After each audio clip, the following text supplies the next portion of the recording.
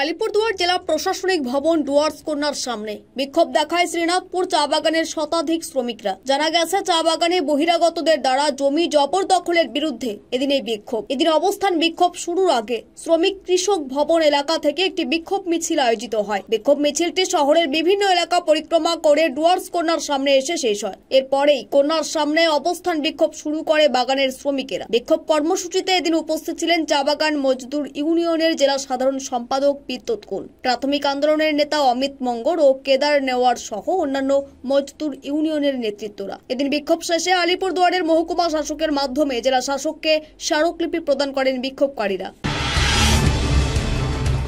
Deputation দিলেন, DM কাছে এসেছিলাম শ্রীনাথপুর চা বাগান ওয়ার্কার।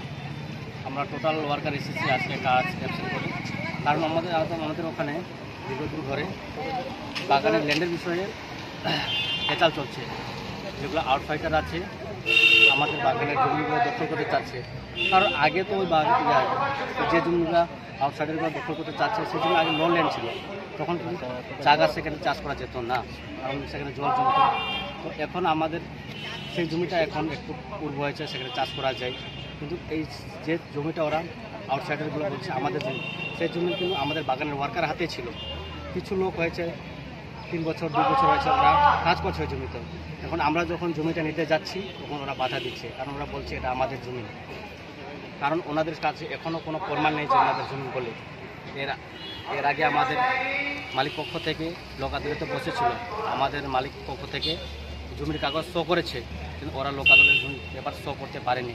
তার সত্ত্বেও ওরা বলছে এখন আমাদের।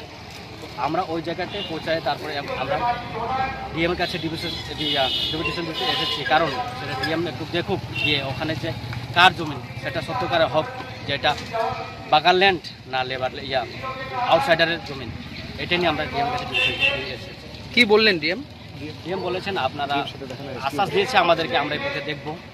এখন আমরা ভিডিওর সাথে দেখা করতে বলেছি, আমরা ভিডিওর সাথে কালকে দেখা করব। আপনারা কি ডিএম এর সঙ্গে দেখা করেছেন না এসডিও স্যার? এসডিওর সাথে দেখা করেছি। কি বললেন স্যার? স্যার বলেছেন এইসব বিষয়ে ডিএম সাথে একটু যোগাযোগ করুন, আমরা দেখবো এইসব বিষয়ে।